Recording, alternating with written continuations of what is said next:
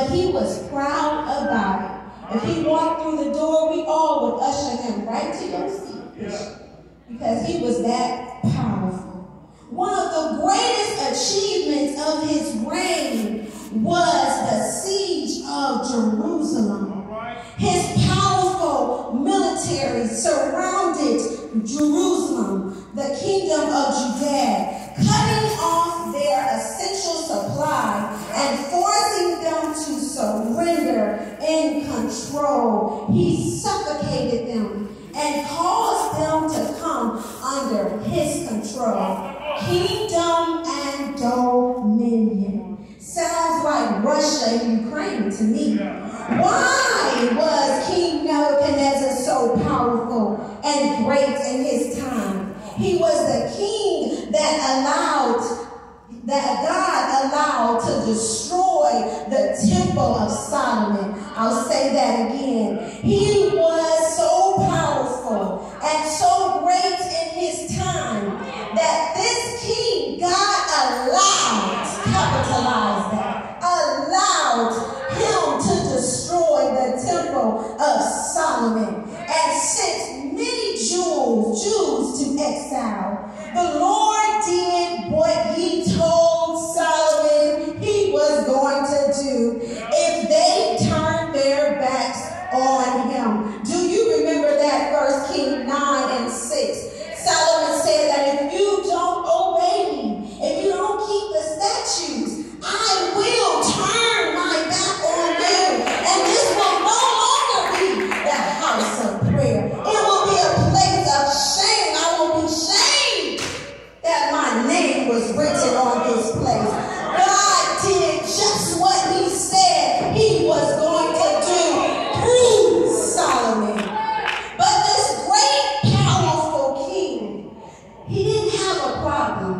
He wasn't worried about anything. He wasn't stressing about nothing until he had a problem with a dream that he was having, that he could not understand what was happening.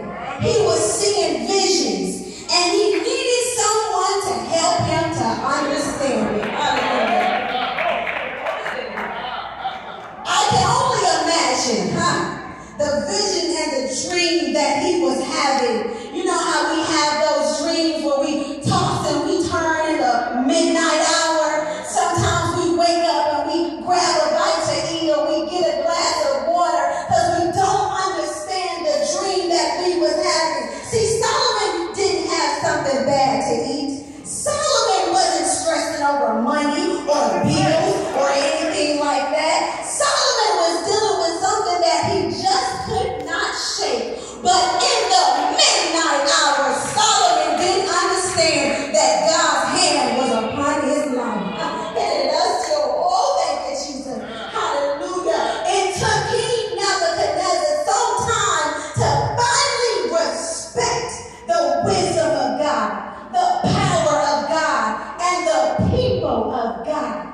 After his first dream, Nebuchadnezzar respected God's wisdom. After the fiery furnace, Nebuchadnezzar respected God's loyalty. And then there was a period of his life where he went mad and lost the title and lost humanity. And then he finally respected the power of God. It's only then that we see Nebuchadnezzar as a true believer. But I'm going to tell you this, it took an anointed vessel to help him to understand what was going on. Nebuchadnezzar had to emit out of his mouth how great and mighty are the mighty and his wonders. His kingdom is everlasting. His kingdom and dominion is from generation to generation. Help me, Holy Ghost. Nebuchadnezzar didn't understand that when the Lord starts to get your attention, it starts in your dreams. It starts in your vision. It starts in the midnight hour. And then being connected to someone that is full of the Holy Ghost. That person can help you to understand what you're dealing with. King Nebuchadnezzar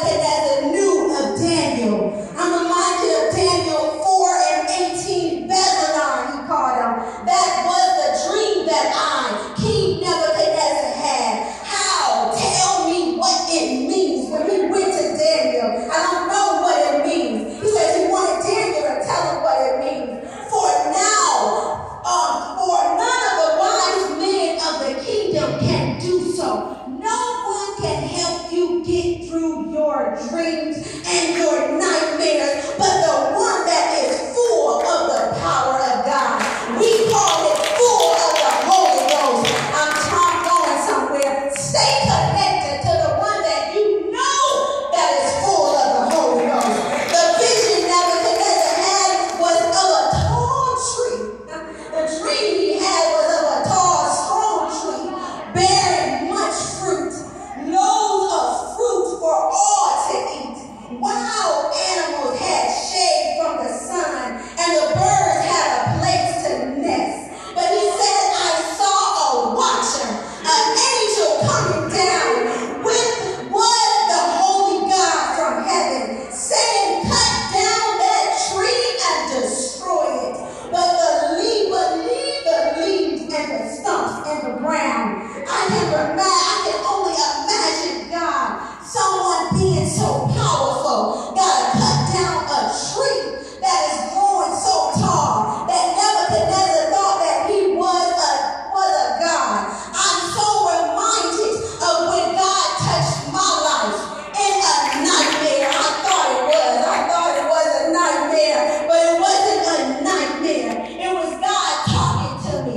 See, what happened was I got so powerful in my job, and I'm not ashamed to admit it. Promotions after promotions, salary increase after salary increase. But what I was doing was I was still telling the Lord, I'm serving you. I'm a chairman deacon. I'm doing what I need to do. But God's hand was on my life. I'm telling you, I suffered from headaches, not stressed out about money, not stressed out about bills. But God said that your healing, my yes, was for my family and for myself. And it took somebody to tell me that the Lord was calling me. And I got smart with the Lord. I said, if the Lord is calling me, he would have to show me through a burning bush that he would call